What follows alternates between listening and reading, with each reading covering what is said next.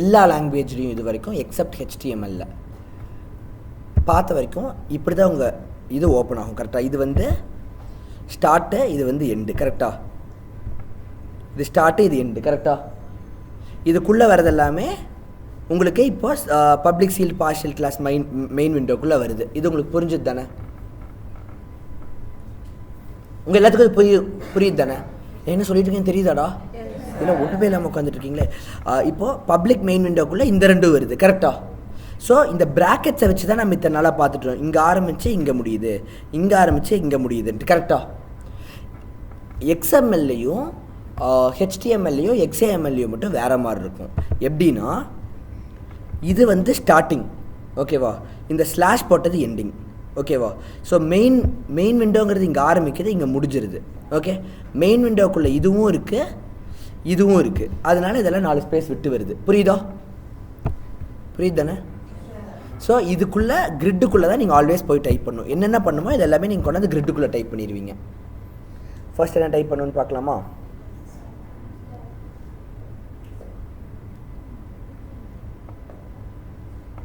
.NET frontend season. First வந்து second question தான் நம்ம பண்ணிருக்கோம்.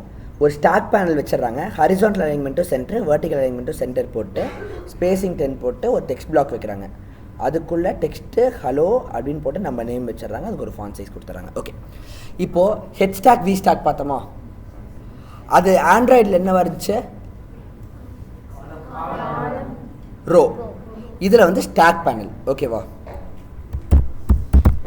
ஸ்டாக் பேனல்னு போட்டுக்கோங்க. இதை போட்டாவே நீங்கள் இதை க்ளோஸும் பண்ணணும். இந்த மாதிரி ஸ்லாஷ் ஸ்டாக் பேனல் போடணும்.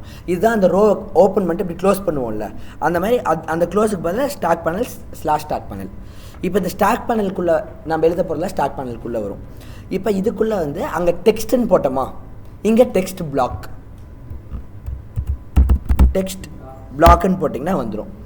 அதில் என்ன டெக்ஸ்ட்டாக காமிக்கணுமோ அது வந்து டெக்ஸ்ட் ஈக்குவல் டு அப்படின்னு போட்டு இதில் வந்து எனக்கு டெக்ஸ்ட் ஈக்குவல் டு ஹலோன்னு போட்டு நம்ம நேம் போடணுமா, போட்டோம்னா வேலை முடிஞ்சிச்சு. இப்போது நீங்கள் வந்து இது இப்படி க்ளோஸ் பண்ணிக்கலாம். ஸ்லாஷ் டெக்ஸ்ட் பிளாக்குன்னு போட்டு க்ளோஸ் பண்ணிக்கலாம். ஸோ இங்கே ஆரம்பித்த டெக்ஸ்ட் பிளாக் வந்து இங்கே முடிஞ்சிருச்சு. புரியுதா? இப்போது இதுக்குள்ளே எதுவுமே வரல கரெக்டாக. இந்த ரெண்டு இதுக்குள்ளே எதுவுமே வரல. ஆனால் இங்கே வந்திருக்கு பாருங்கள். இதுக்கும் நடுவில் இப்படி ஒரு லைனே வந்திருக்கு. ஆனால் இதுக்கும் நடுவில் எதுவுமே வரல.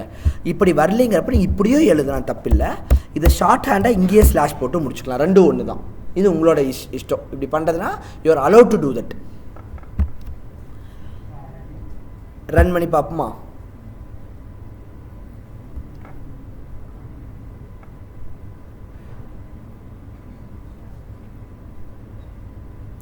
இப்போ இந்த மூலையில் ஹலோ ராகுல்னு வந்திருக்கு கரெக்டாக. ஒரு மூளைக்கு போயிடுச்சு. இது இப்படி போகக்கூடாது, எனக்கு வந்து சென்டருக்கு வரணும் அப்படின்னா நான் என்ன தெரியுமா கொடுப்பேன்? அலைன்மெண்ட்டில் சென்டர்னு கொடுப்பேன். இதில் போயிட்டு வேர்ட்டிக்கல்னால் இப்படி தெரியும்ல, ஹரிசான்டல்னால் இப்படி.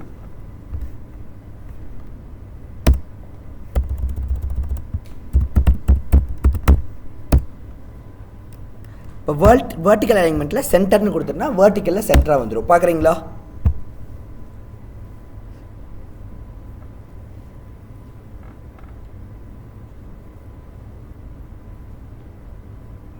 வந்துருச்சா? எனக்கு இங்கேயும் சென்டரில் வரணும். அப்போ இன்னொரு அலைன்மெண்ட்டாக என்ன தரணும்? ஹரிசான்டல்லையும் சென்டர் கொடுக்கணும். அவ்வளோதான். ஸோ இப்போ போயிட்டு ஹரிசான்டல் அலைன்மெண்ட்டும் என்னடா வர மாட்டேங்குது, ஹரிசான்டல் அலைன்மெண்ட்டும் சென்டர்னு கொடுத்துட்டோம்னா இப்போது வந்து விடும்.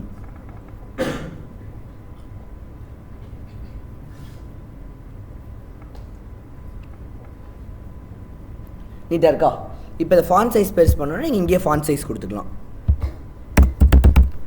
ஃபாண்ட் சைஸ்ன்னு கொடுத்துட்டு 24 அப்படின்னு நாங்கள் கொடுத்துருந்தாங்க. ஸோ நானும் 24 கொடுக்குறேன். கொடுத்துருந்தீங்கன்னா 24ங்கிற சைஸ்க்கு வந்துக்கும்.